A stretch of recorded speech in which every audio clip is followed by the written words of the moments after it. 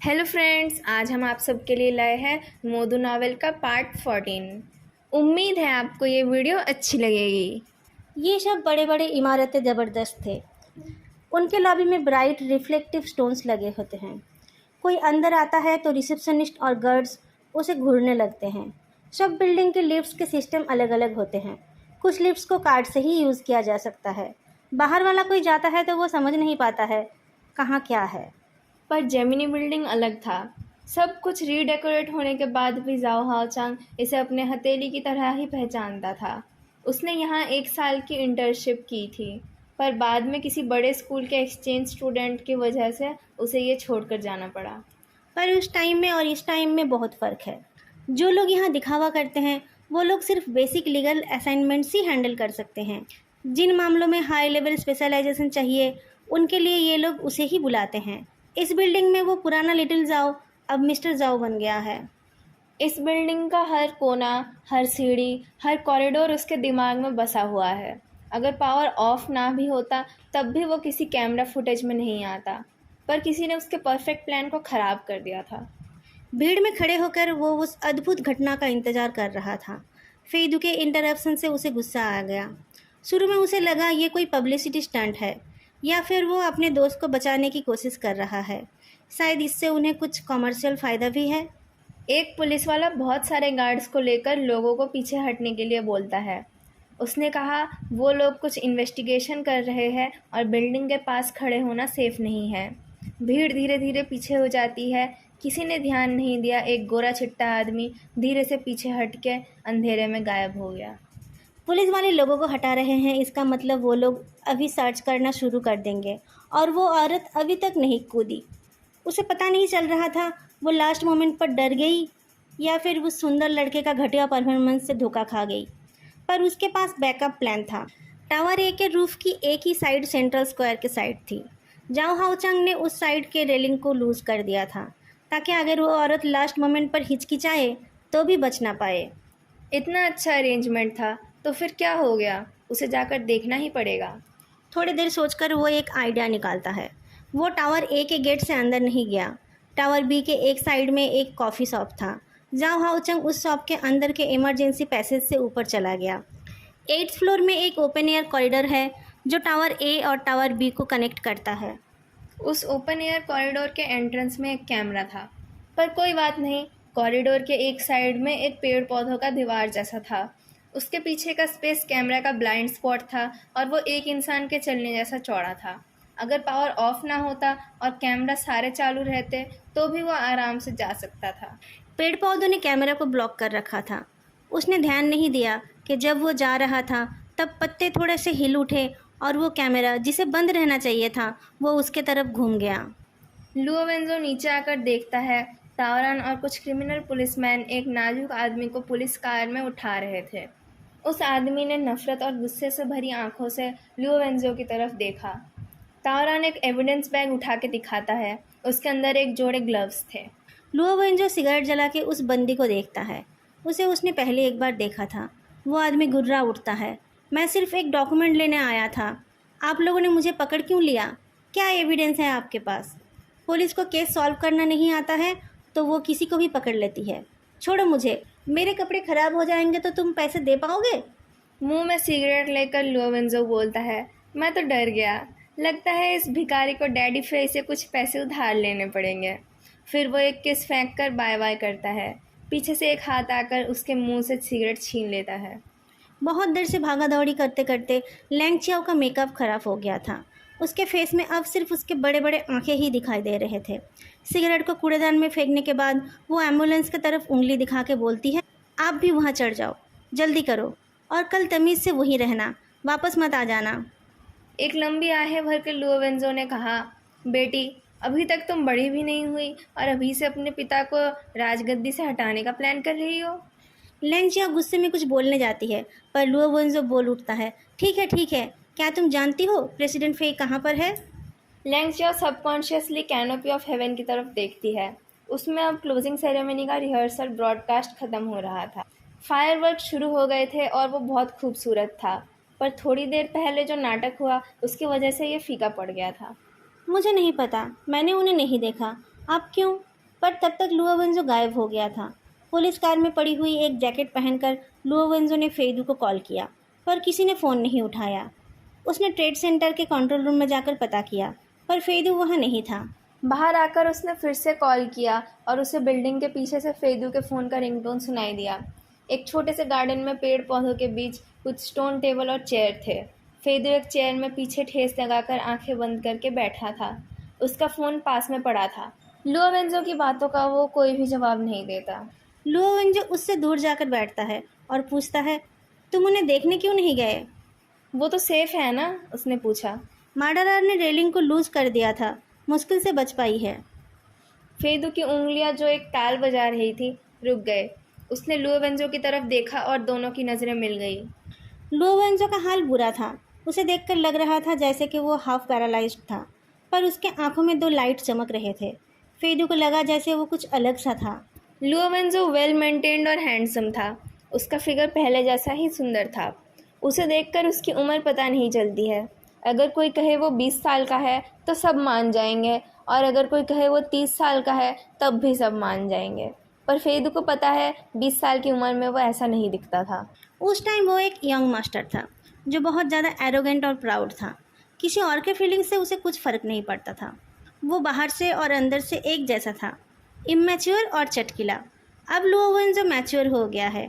उसे देखकर पता चलता है उसमें बहुत गहराई आ गई है। जो तुमने वहाँ कहा, क्या वो सच था? लुओ वेंजो ने पूछा। फेदू ने आईब्रोज उठा के कहा, नहीं, मैं बस उनके और मेरे एक्सपीरियंस को मिला के एक इमोशनल कनेक्शन बनाने की कोशिश कर रहा था। लुओ वेंजो हेजिटेट करता है। फेदू के साथ अच्छे से बात करने की उसे आदत नहीं है। उसने कहा, मैंने तुम्हारे पापा को इन्वेस्टिगेट किया था उस टाइम। एक औरत चुपचाप मर गई और उसके एकलौते बेटे ने कहा कि वो सुसाइड नहीं कर सकती। मरने वाले के क्लोज लोगों को तो इन्वेस्टिगेट करना ही था। फेदू इम्पेशेंट होकर देखता है। उसे ये सब नहीं सुनना था। मुझे पता चला था कुछ और लोग उन्हें फॉलो कर रहे थे। मैंने उन लोगों को पकड़ा और पता चला था वो लोग खुद को प्राइवेट डिटेक्टिव कहते हैं। तुम उन लोगों को पैसे दे रहे थे ना? फेदू उठकर जाने लगा। एक और बार जब तुम तावरान के घर में होमवर्क कर रहे थे और कुछ खाली ग्राफ पेपर छोड़कर चले गए थे, उस पर कुछ खरोच थे। उनको ट्रेस करके मुझे पता चला था कि वो तुम्हारे पापा के टूर प्लान थे। ये तुम्हारी माँ की मौत के 2 साल बाद की बात है। मुझे ये बात बहुत हॉरिफाइंग लगी थी कि तुम 2 साल से अपने पापा को ट्रैक करे जा रहे थे, फिर उनका एक्सीडेंट हो गया। फेदू के कदम रुक गए। वो हंस उठा। लुओ वेंजो की तरफ देखते हुए उसने पूछा, आपको लगा वो मैंने कराया था? लुओ वेंजो ने फेदू की आंखों में देखा। उसकी आंखें कभी भी किसी को सम्मोहित कर सकती थी। लुओ वेंजो भी बेचारा क्या करता। फेदू झुककर व्हिस्पर करता है, वो मैं ही हो सकता हूँ। कैप्टन लुओ, ठीक से सोचिए, वो मरे या ब्रेन डेड बने, उनके बेशुमार दौलत का मैं ही एकलौता वारिस था। जब तक लुओ वेंजो ज़बरदस्ती उसकी कॉलर पकड़कर खींचता है और उसके माथे पर थप्पड़ लगाता है। फेदू का नाटक बंद हो जाता है। उसका हाथ बहुत गर्म था। फेदू दंग रह जाता है। मैं तुमसे अच्छे से बात कर रहा हूँ, तुम इतना बुरा बर्ताव क्यों कर रहे हो? लुओ वेंजो ने पूछा। फेदू अपना कॉलर ठीक करता है और सोचता है, बुरा बर्ताव क्या वो कर रहा है? लुओ वेंजो ने कहा। फिर मुझे लगा, जो इंसान सबके सामने अपनी दिल की बात कह रहा है सिर्फ एक अनजान औरत की जान बचाने के लिए, वो कोई बुरा इंसान नहीं हो सकता। तुम्हारे ऊपर इतने सालों तक शक करने के लिए मैं तुमसे माफ़ी मांगने का सोच रहा था। फेदू हैरान हो गया था, पर इसके पहले कि वो कोई उपहास कर पाए, उसके कॉलर खिंच गया और लुओ वेंजो उसके ऊपर गिर गया। फेदू को लगा उसके ऊपर एक इलेक्ट्रिक ब्लैंकेट गिर गया। लुओ वेंजो की बॉडी आग की तरह तप रही थी। फेदू ने उसकी जैकेट उठाई और उसे उल्टी आने लगी। थोड़ी देर उस पोजीशन में रह के वो सोचता रहा वो क्या करे। वो लुओ वेंजो की अनकॉन्शियस बॉडी को उठा के तो नहीं ले जा सकता था। लुओ वेंजो को चेयर में धकेल के उसने अपना फ़ोन उठाया और तावरान को कॉल लगाया। फिर उसने रूडली कहा, हेलो 110, मुझे एक बूढ़ा आदमी मिला है जो मरने वाला है। इसे मैं कैसे आपके हवाले करूं? दोस्तों, अगर आपको ये वीडियो अच्छी लग रही है तो तुरंत जाके लाइक, कमेंट और चैनल को सब्सक्राइब ज़रूर करें। लुओ वेंजो फेस नीचे करके हॉस्पिटल बेड पर लेटा हुआ था। उसके भागने की आदत की वजह से उस पर नज़र भी रखी जा रही थी। उसने सुना बाहर तावरान डॉक्टर से बात कर रहा था। थोड़ी देर बाद दरवाज़ा खोलकर कोई अंदर आया। आने वाले की तरफ ना देखकर उसने कहा, मेरा टाइम हो गया है। तुम जल्दी से एक अच्छे इंसान से शादी कर लेना, पर किसी और से शादी करके युगुओं को परेशान मत करना। बेचारा बिन माँ का बच्चा। ताउरन ऐसे खांसने लगता है जैसे कि उसके गले में कुछ बड़ा फंस गया हो। वो इंजो को लगा कुछ गड़बड़ है। वो पीछे मुड़कर देखता है, डायरेक्टर लू पीछे हाथ करके खड़े हैं। डायरेक्टर लू ने कहा, मैं तो राजी हूँ, पर मेरी उम्र हो गई है, कौन मुझसे शादी करेगा। लुओ वेंजो जल्दी से उठकर बैठता है और बोलता है, डायरेक्टर लू यूलियांग अपने ब्रीफकेस को रखकर बैठ जाते हैं और बोलते हैं, तुम बंदरों के वजह से एक रात में ही मेरे आधे बाल सफ़ेद हो गए हैं। लुओ वेंजो और तावरान कुछ जवाब देने का साहस नहीं कर पाते। आज सुबह पहले ऊपर वालों ने मुझे पूछताछ के लिए बुलाया, फिर मैं वांग होंगलियान से मिलने गया। वो नमूना मेरा आस्तीन पकड़कर रोने लगा। उसने कहा उसके लापरवाही के वजह से ही उसके ब्यूरो के लोगों ने ये सब करने की हिम्मत की। वो इन सब का कुछ नहीं जानता है। लो यूलियांग इतना कहकर चुप हो गए। फिर उन्होंने पूछा, उसकी टीम के लोगों ने कुछ बताया? पूछताछ चल रही है, तावरान ने कहा। देखते हैं कितने दिन चुप रहते हैं। पर वांग होंगलियान ने अपने एसेट्स को पहले ही हटा दिया था। अभी तक उसके खिलाफ कुछ नहीं मिला। जितना जोर लगाना है लगाओ, पर उसे कस के पकड़ना होगा। सब एविडेंस पक्की होनी चाहिए, नहीं तो हम जवाब नहीं दे पाएंगे। लुओ वेंजो ने पूछा, डायरेक्टर जान की क्या खबर है? सब बुरों में इतना बड़ा कांड हो गया, जिनके सुपरविजन में कमी रह गई थी वो डायरेक्टर जैंग ही है। उसके ऊपर उनका भतीजा एक मर्डर केस में फंस गया है। लुओ यूलियांग गहरी सांस छोड़कर लुओ वेंजो के कंधे पर हाथ रखते हैं और तावरान को पूछते हैं, हे जोंगी के केस का क्या हुआ? इन दोनों केस में क्या कनेक्शन है? तावरान लुओ वेंजो की तरह बेशर्म नहीं है। थोड़ा सा नर्वस होकर वो बोलता है, आज सुबह हमने सस्पेक्ट जाओ हाउसंग को अरेस्ट किया है। उसके पॉकेट में जो ग्लव्स थे उसमें आयरन रस्ट और पेंट लगा हुआ था। उसने कहा उसने प्रैंक के लिए रेलिंग को लूज़ किया था। बाकी सब कुछ वो डिनाई कर रहा है और उसने कहा 20 मई की रात का एलिबाई है उसके पास। 20 तारीख की रात को विक्टिम वेंचैंग स्ट्रीट पर गायब हुआ था। इस बात का एविडेंस है ना तुम्हारे पास? सीसीटीवी फुटेज में हमने देखा वो वेंचैंग चौक पर उतरा। उसके बाद वो कहाँ गया था हमें पता नहीं, तावरांग ने कहा। और जाओ हाउचंग के कॉलिग्स ने कहा वो ऑफिस में ओवरटाइम कर रहा था। विक्टिम उस रास्ते से गया था, इससे हम उसे कातिल नहीं साबित कर सकते। हमने उसे ये बात बताई भी नहीं। वो एक लॉयर है, क्रिमिनल लॉयर नहीं, पर वो बहुत स्मार्ट है। अगर उसे पता चलेगा कि हमारे हाथ में सिर्फ वही है तो वो अपना बचाव कर लेगा। लुओ वेंजो बिटरली हंसता है। फेदू और जाओ हाचंग दोनों ही इंसान के भेष में भेड़िए हैं। दोनों एक जैसे ही सोचते हैं। उसने पूछा, वांग जिवजुआन ने उसे पहचाना? वांग जिउजियान ने कहा, जिसने उसे पिकअप किया था उसने काला चश्मा, फेस मास्क और विग पहनी हुई थी। उसे पहचानना मुश्किल है। हमने उन्हें जाओ हाउचंग की फ़ोटो भी दिखाई थी, वो पहचान नहीं पाई। रेंटल कार कंपनी वालों का भी वही हाल है, कोई फिंगरप्रिंट भी नहीं मिला। अब क्या लाई डिटेक्टर यूज़ करें? लुओ वेंजो ने कहा, कर सकते हो पर अभी नहीं। बस एक बात समझ नहीं आ रही है, इस केस के साथ सब बुरो वाले केस का क्या कनेक्शन है? तभी तावरान के फ़ोन पर मैसेज आता है और पता चलता है कि टाई में लगा खून हेजोंगी का ही है। साथ में ये भी खबर मिली कि वांग जिउजुआन ने जाओ हाउचंग के फ़ोटो को पहचान लिया है। उनके कहने के मुताबिक वो उनके गांव के जाओ फेंगमियान की तरह दिखता है, पर वो बहुत बदल गया है, इसलिए वो पहचान नहीं पा रही थी। जाओ फेंगमियान गए। लुओ वेंजो जल्दी से खड़ा होने की कोशिश करता है, पर दर्द की वजह से गिर जाता है। दर्द से कतराते हुए वो बोलता है, किसी ने मुझे कहा था मर्डर का कुछ रिकॉर्ड होगा। जाओ फेंगमियान से जाओ हाओचांग बनने की पूरी हिस्ट्री छान मारो, खासकर अगर उसके आसपास के लोगों की सस्पिशियस डेथ हुई हो और केस सॉल्व ना हुआ हो। लू यूलियांग उस किसी ने मुझे कहा था पर फोकस करते हैं। मैंने सुना उस बहादुर कार वाले ने बाद में पूरे पैसे देकर ईस्ट फ्लावर मार्केट डिस्ट्रिक्ट के कैनोपी ऑफ हेवन का 5 मिनट का ब्रॉडकास्टिंग राइट खरीद लिया था और उसने वांग जिउजुआन का सुसाइड रोकने का काम भी किया।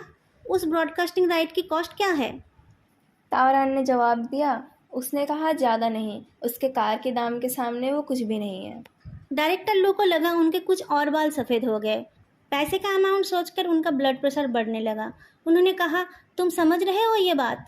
क्या ये तुम्हारी क्रिमिनल इन्वेस्टिगेशन टीम की कोई लड़की का मामला है?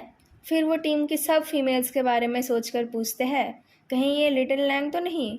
पर फिर उन्होंने सोचा कि ये बुद्धू लैंगचाओ की बस की बात नहीं कि वो कोई डोमिनेरिंग अमीर बिजनेसमैन को अट्रैक्ट कर पाए। फिर उन्हें लुओ वेंजो का सीक्रेट याद आता है, जिसे वो अब तक मान नहीं पाए हैं।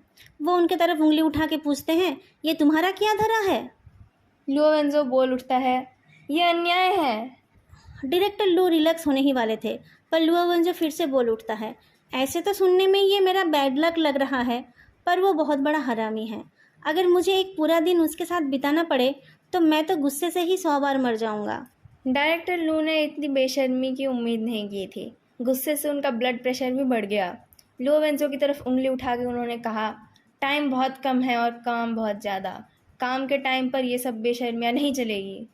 तावरन गुस्से से आग बुबले डायरेक्टर लू को बाहर छोड़कर वापस आकर देखता है लुआ वंजो सिगरेट पी रहा है। कहाँ मिला तुम्हें ये? अंकल लू की पॉकेट से, लो वेंजो ने जवाब दिया। मेरे भाई, मुझे थोड़ा भागना पड़ेगा, तुम ये कवर कर लेना। तावरन के सर में दर्द होने लगा। उसने पूछा, अब तुम क्या करने वाले हो? चेनजेन की बहन चेन हुआन की मौत हुई कुछ दिन पहले। उसके पहले उसने एक लड़की को फ़ोन किया था जिससे उसने बहुत दिन बात नहीं की थी। मैं इस बात पर इन्वेस्टिगेट करना चाहता हूँ। आज ही करना है?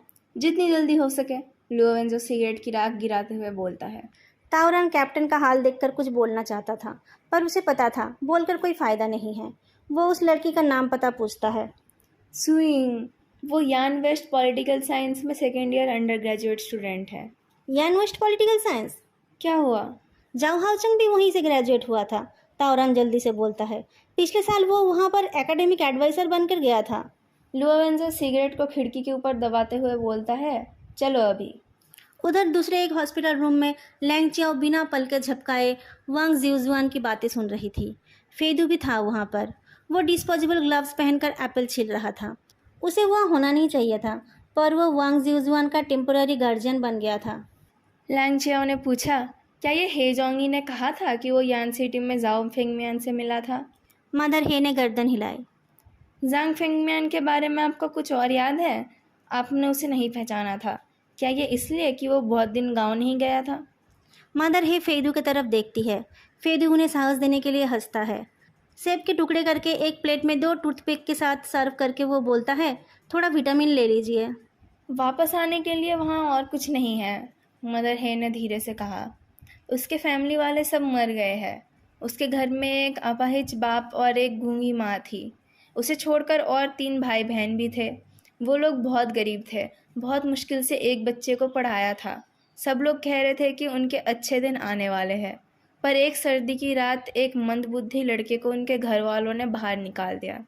सर्दी से बचने के लिए उसने आग जला ली। गलती से जाओ के गेट के सामने वाले पेड़ पर आग लग गई। वो जलता हुआ पेड़ उनके घर के ऊपर गिर गया।